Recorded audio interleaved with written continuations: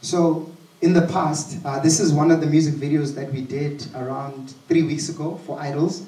I was co-directed by my friend there, Onka. But what we illustrated is that with this video is that the camera that we used was like around, it cost around $1,200. So which is around, if you do your math, exchange rate, yeah, go 50,000. In the past, you were not able to get this kind of a look, more cameraing, unless it was like an Ari, which is like $500,000, just the body. Once you get the lenses, everything, you're looking at over R1,000,000. But this is what a camera that cost like around 50,000 rands was able to do, you know. And you can just play that for a second.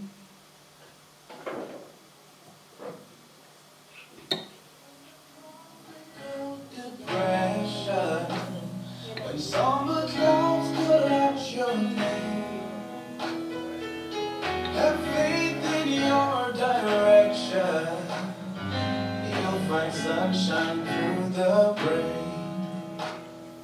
When you're fighting for survival and you feel you've lost your way,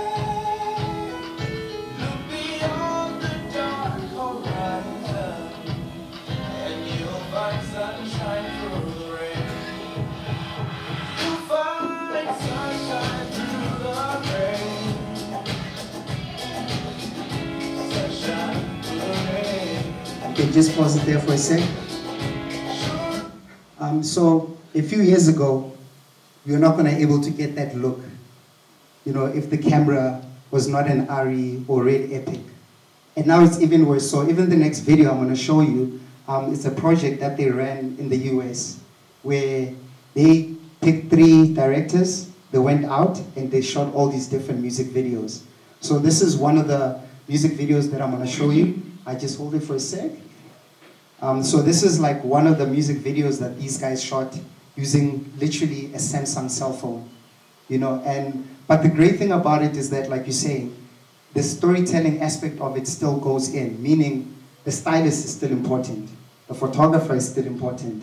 Framing is still important. Composition is still important. Writing is still important. Dancing is still important. Poetry is still important. It's not the machine. In the past, we were ruled by the machine. But now what rules, it's what's in front of the camera. So for you to be able to tell those different stories, just using the tools that you have. So this was shot like literally in 14 different locations. You can just play that. So, to give 3 up-and-coming filmmakers the Note 10 Plus to shoot music videos for 3 artists on the rise. In this episode, I got Toronto artist Pluto paired up with director Justin Singer to shoot a narrative-driven video, horizontal style, with the Note 10 Plus. I'm Director X, and this is Power Up.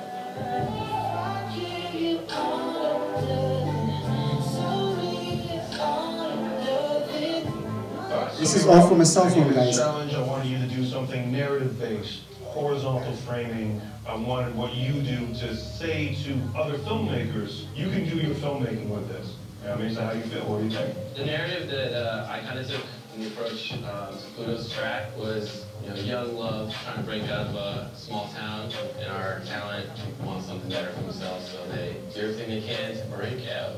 The classic. The classic storyline. So how you like using the phone? How you like the Note 10? The phone is crazy. I think the one thing I've been trying to implement is to just put it in places that a cinema camera wouldn't be able to go. Put it in a shower, we're going to bring it to a car. We put it in the back of a cooler, like a fridge in a convenience store, beside some bottles, and it was smaller than the actual bottles next to it, which is, again, crazy. Also, in the narrative approach, having it last so long in battery is like night and day from a cinema camera. We shot like 14 locations yesterday, so on one charge? On one charge. That's insane. And I'm a locations-based director. I say it all the time. I love telling stories through as many locations as I can. With the phone, you're kind of just jump out of the van, run a gun, let's go. So usually, you know, you need like a focus puller, you need gappers and grips, you need hands, right? Yeah. And dollies and sticks, and it's a whole. It's not a whole thing with phone. It's super easy. We can just pause it there for a sec. Yeah, so what's happening? What we got going on? So we're ringing the phones. Yeah.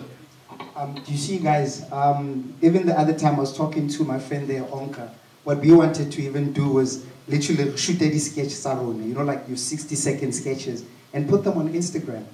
Where you start editing all these different things, bring your friends together, start acting, poetry, whatever the hell that you guys are doing, photography, and you start cutting your own content where you don't necessarily have to wait for anybody to come and save you. Live in an era where we can save ourselves, and for me, I think that's one of the most important things as a filmmaker is that, and also don't worry about like how perfect it looks, just go out and shoot, continue shooting. The more you shoot, you get better and better at it. Like I was saying, I didn't study filmmaking, I didn't go to school, most of the stuff I'm learning it online. I just go, like literally Google is your best friend, where you can Google anything, you can just sit there, it's like, what is composition?